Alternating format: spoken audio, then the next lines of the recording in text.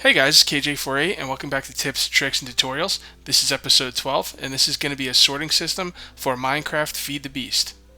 This video series for the sorting system is going to be 3 different parts. Each part is going to be a different part of the sorting system that I basically just couldn't fit all into one video. A little bit of a disclaimer here. I know this is not the best sorting system. I know there's ways to improve it.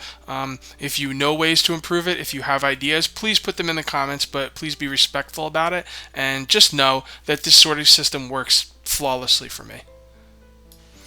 Okay, so these are the items we're going to be using for this build. I've got all the items set up here. I'm going to go over the recipes really quick. The first thing we're going to need is a black paintbrush.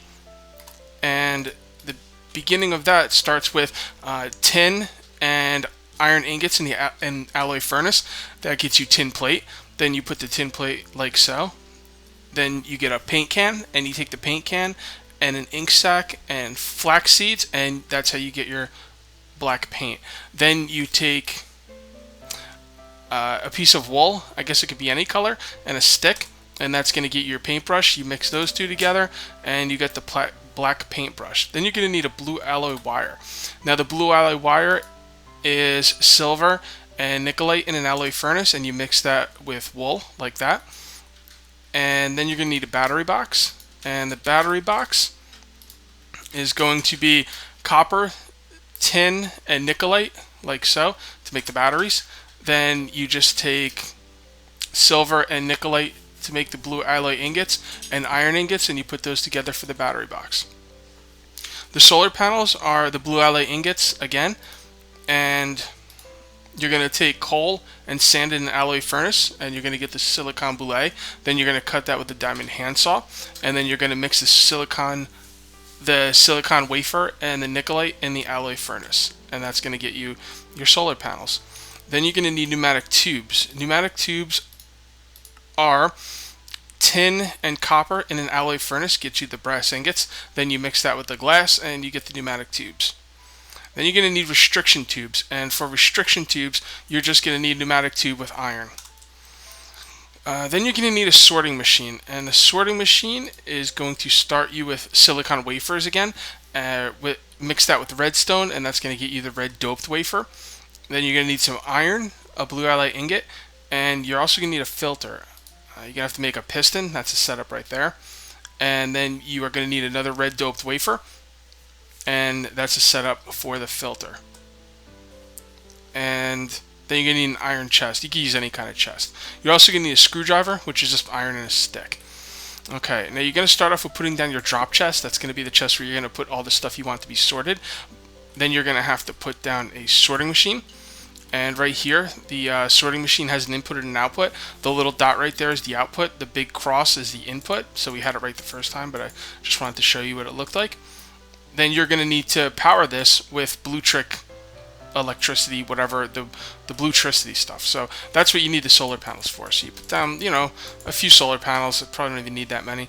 Then you put the battery box right next to them. The nice thing about blue-tricity stuff is when stuff's touching, you don't need wires connecting them. They're all just going right into the battery box, and the battery box is filling. Then you're going to take your blue alloy wire, and you're going to hook it up to your sorting machine, and as you can see right there, it's getting power. So now you're going to take your pneumatic tubes, and you're going to run it out of the sorting machine, and this is going to be your sorting system. You know what? I did forget one thing for this. We are going to need filters as well. And I showed you how to make the filter because you need it for the sorting machine as well, I believe. Yep, there you go. So you know how to make the filters. Alright, so you got the pneumatic tube coming out of here, and now you're going to have your row of chests. This is going to be, this is going to be a different setup, obviously, in your base, wherever. This is just to give you the basic idea of how these things are going to go. We'll just work with 5 chests because it's just easier that way. You're going to connect your pneumatic tubes to each chest. You are going to need covers of some kind. I'll just use stone covers. And covers are made by just taking one of your saws and slicing up a stone panel, which is, you get that from a stone slab, which you get that from a regular stone. So if you wanted to make this out of stone, you would cut the stone, cut it again until you get the panels. Now you're going to need the panels because the nice thing about red power tubing, which is this pneumatic tubing, actually all red power, you can separate things with covers. So you see right there, it's just separating everything for you. Alright, now this needs to run into filters. We could actually back this up a little bit. This needs to run into filters. I'm going to use 2 filters. You can use 1 filter if you want. With 1 filter, you can sort up to 9 different items in each chest. I use 2 because that gives me 18 instead. So you just set it up like that. Don't forget to put down your covers to separate everything.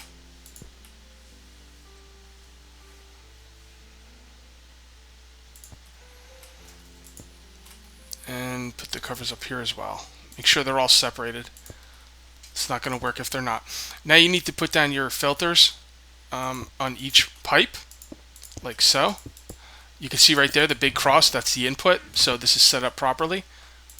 Actually, we'll leave the last one blank, and there's a reason for that. And we will put covers over it as well. If you ever try and put a cover over something and you're clicking into the item, just hold down shift and that'll make it so you can put it down over the item. Nope. It's a little tricky, but there you go. I can't have holes in the ground, so let me just fill that up really quick. Alright, so now you're going to connect all these pneumatic tubes to these filters, and for this it doesn't matter if they're connected or not. It's perfectly fine. And then you're going to, actually you didn't even need to go up like that, you could just go like so and connect that. Now this, you know what, I'll get back to that later. Alright, so now we should be able to connect this. Now anytime you put anything in this filter, well first of all we need to set, alright, there's different settings here. I'm not going to get into this top setting just yet, but the bottom setting, I don't know how all these work, but I know the ones that I like. That means that this right here means that it'll pull things out one at a time, and this one means it'll pull it out in stacks. And basically what this side is, if the item does not, if the sorting machine does not know what to do with the item, if there's nothing over here, then it'll be pulled out like this. Like if I put a paintbrush in that spot and you know painted that, you know, some color, it would pull the paintbrush out but nothing else. But if I color this, I'm going to color it black, that'll tell the sorting machine that anything that's in this chest that it doesn't know what to do with, send it to the black line. And the black line is going to be this last chest right here. We're going to paint that black. But before we paint the black, we're going to put down a restriction tube.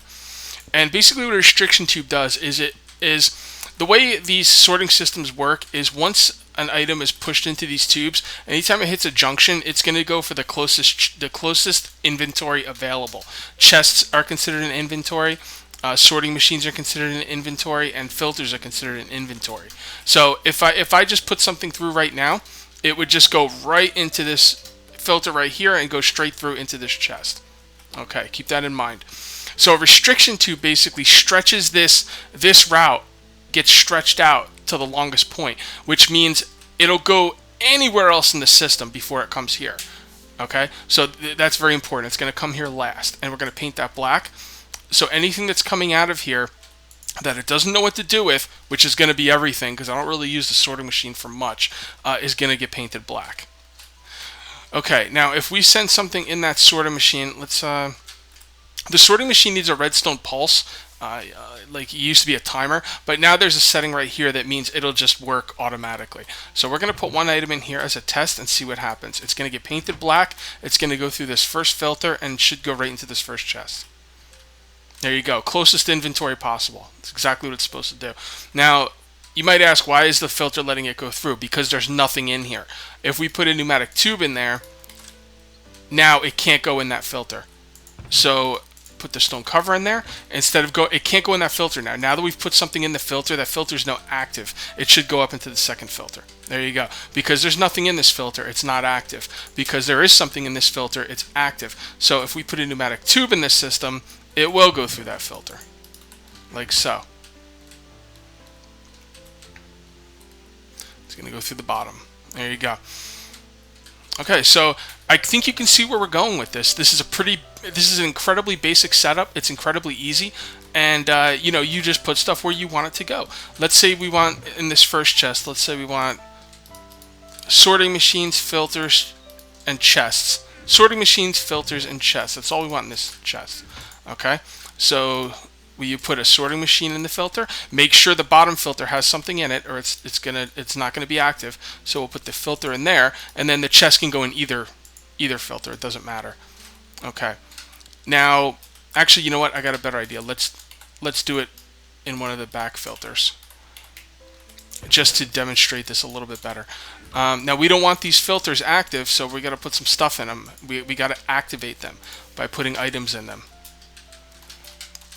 So we'll put those in there. Let's just put that in there. Now the bottom one's a little bit tricky. We got to break the thing away to get to it, but we got to do it. Put that in there. We'll put one of these in here. We could put the black paintbrush in here. Now this is the one we're actually going to be using. We want sorting machines, filters, and chests. Okay, we get our pneumatic tubes. And place them back. And now let's see what happens. We'll just store everything in there. Okay. So each thing is going to go where it's supposed to go, according to the filter that is set up. See?